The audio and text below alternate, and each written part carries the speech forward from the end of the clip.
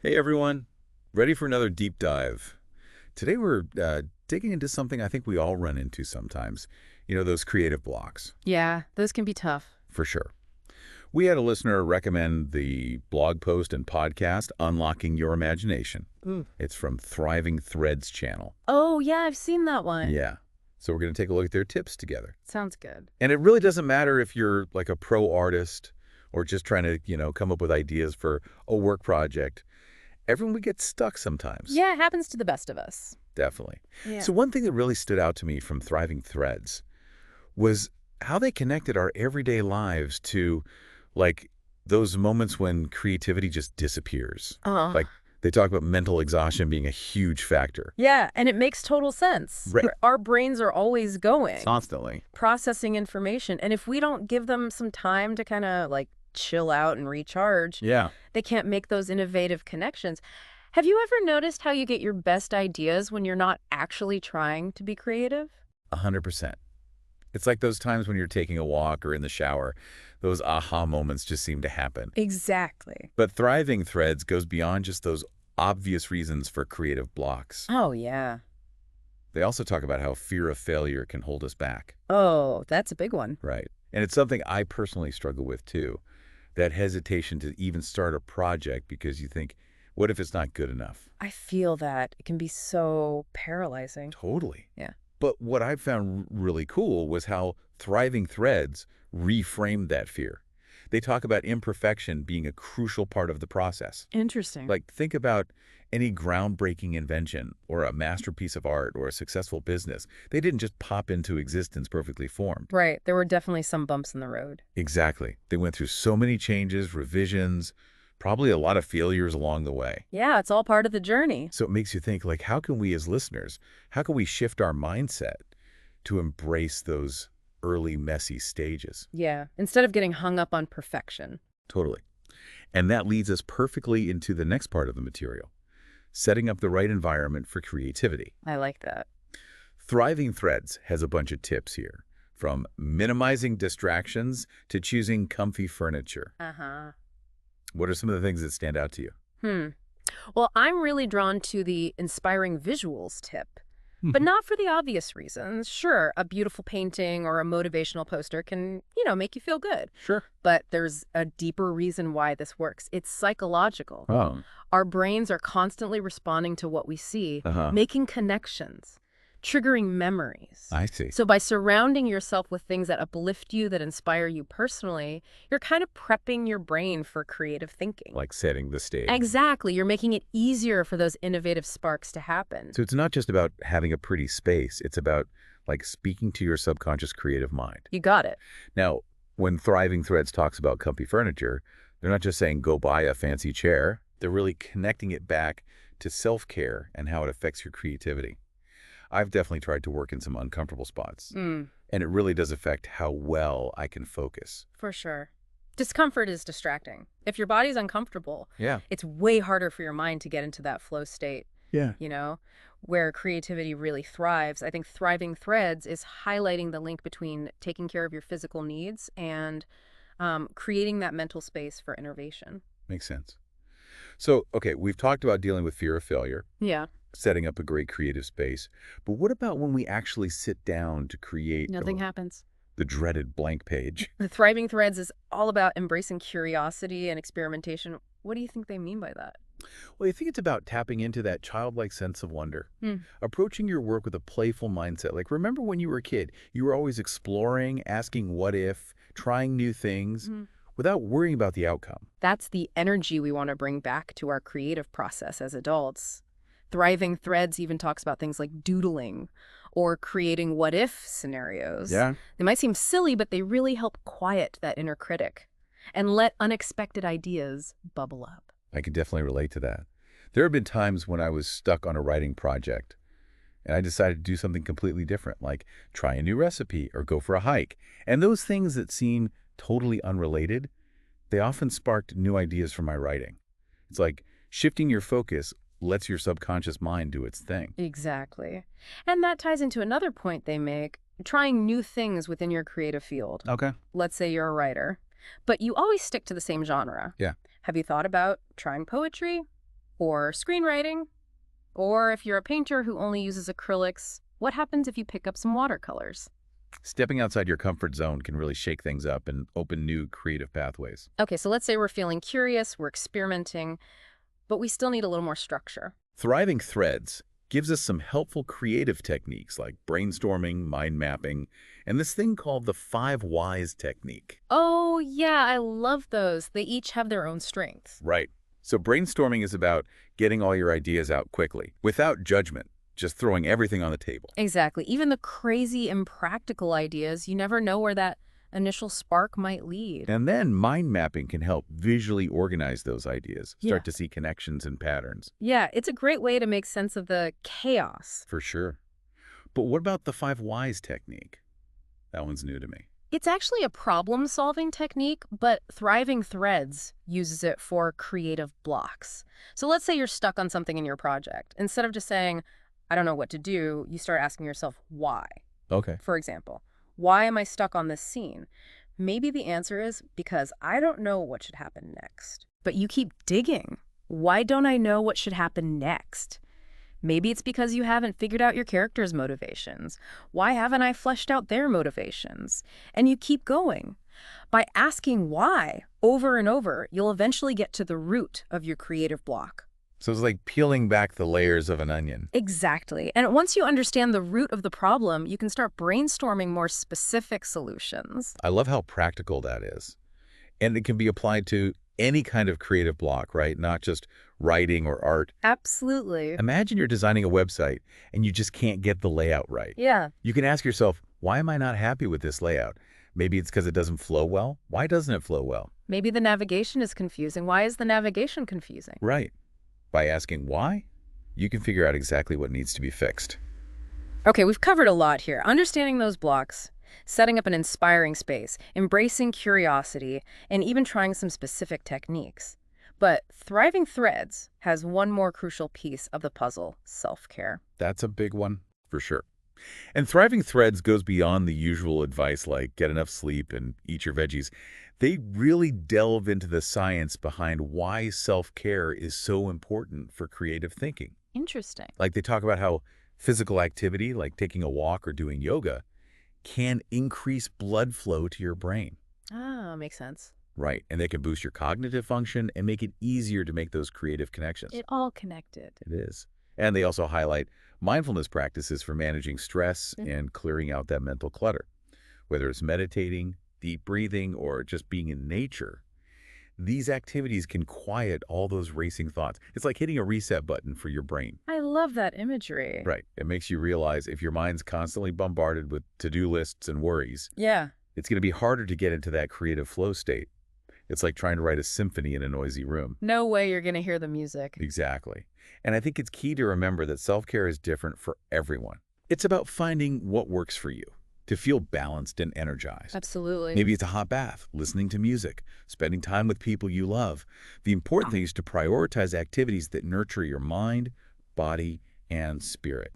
Couldn't agree more. So I think we've laid a solid foundation here in this first part, but there's still more to uncover. There is.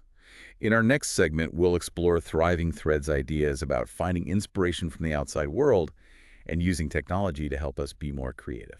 Can't wait. Stick with us. Welcome back, everyone. Ready to keep unlocking that imagination. I am. And you mentioned before that we'd be exploring how Thriving Threads suggests finding inspiration from the outside world. Great. And I think that's a perfect place to pick up. They talk specifically about nature and how it can spark creativity. It's not just about stepping away from your desk, though, right? Yeah, definitely not. It's about actively engaging your senses and exposing yourself to new stimuli. Like, think about how calming it is to walk in the woods. The fresh air, the sounds of birds, the sunlight filtering through the trees.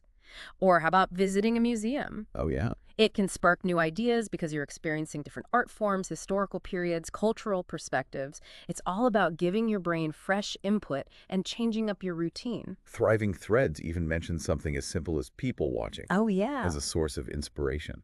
It's amazing how just observing the world around us, even in those everyday moments, can get our creativity flowing. I think it's about tapping into that childlike sense of wonder that we often lose as adults. When we were kids, everything was new and exciting. We were constantly exploring, asking questions, making connections.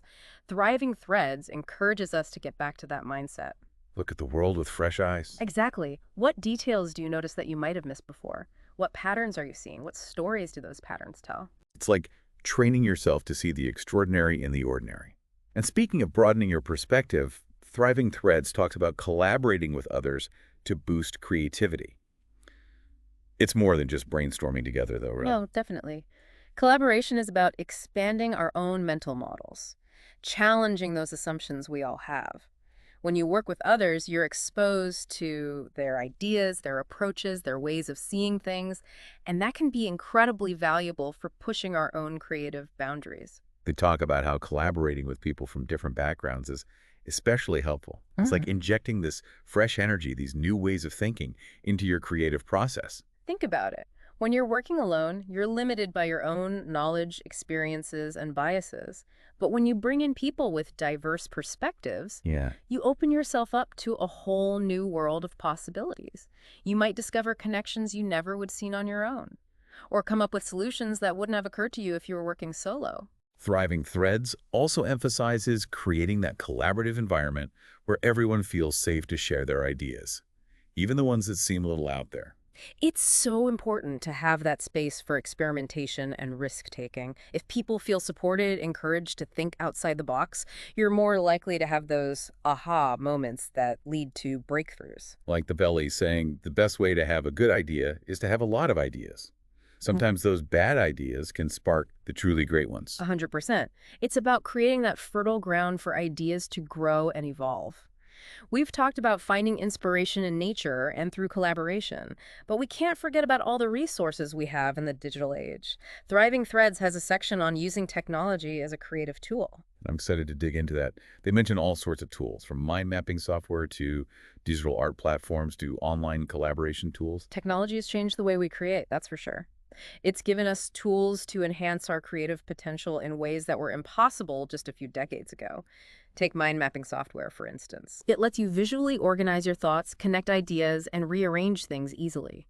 Like having a huge interactive whiteboard you can take anywhere. It's definitely more dynamic than just writing notes on paper. You can add images, links, videos, even audio recordings to mind maps. It creates a multimedia representation of your ideas. And you can work with others in real time, sharing ideas, building on each other's thoughts, no matter where you are physically. It's amazing for tapping into the collective intelligence of a group. But it's not just mind mapping. Those digital art platforms give artists so many tools and effects. It's incredible. You can blend traditional techniques with digital innovations Yeah. in ways that were never possible before. It pushes the boundaries of artistic expression.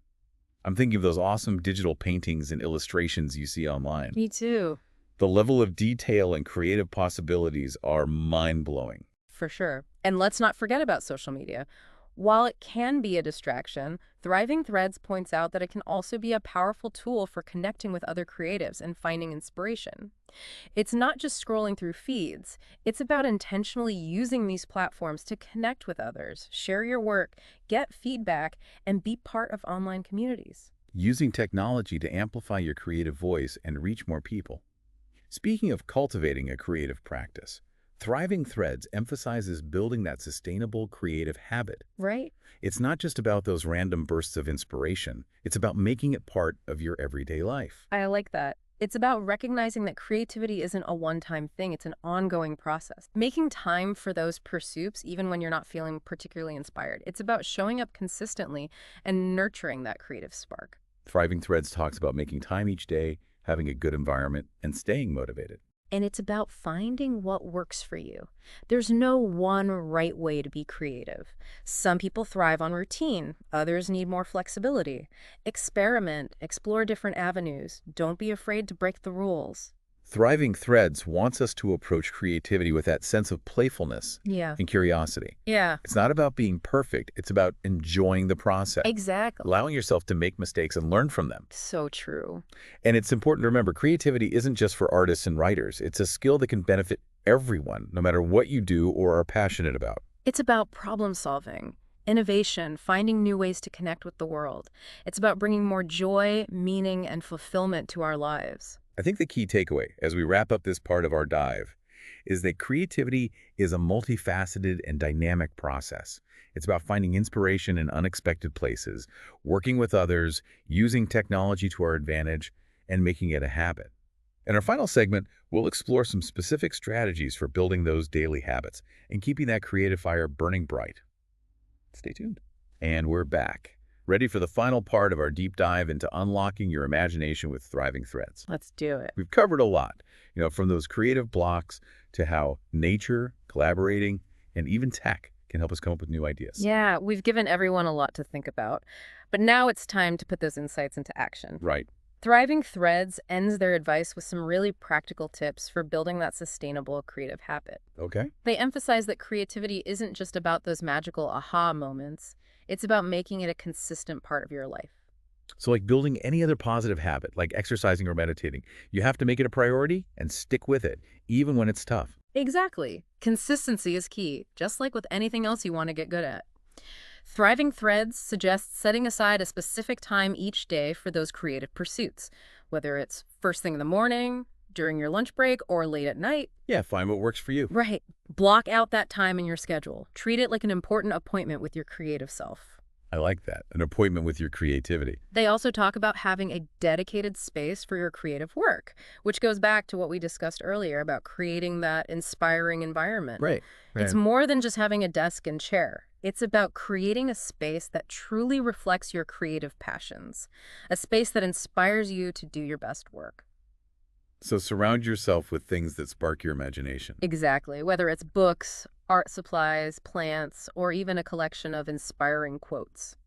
I love that idea of having a space that feels energizing and calming at the same time, like a sanctuary, where you can get away from everything and just dive into that creative flow. And remember those inspiring visuals we talked about. Yeah. Choose images, colors, and objects that really resonate with you. Things that evoke those feelings you want to cultivate in your creative work.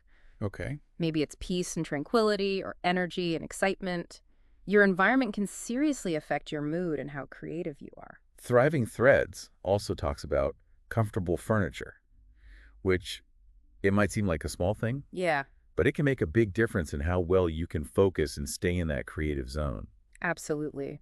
It's about setting yourself up for success. If you're physically uncomfortable, it's going to be so much harder to relax and let your mind wander. Invest in a good chair, make sure you have good lighting, and create a space that feels welcoming and inviting for creative exploration. Okay, so we've got our dedicated time, our inspiring space. Yeah. But what about staying motivated, when those dips in inspiration hit? We all have those days. We do. Those days when we're just not feeling creative. That's where those mindfulness practices we talked about come in handy.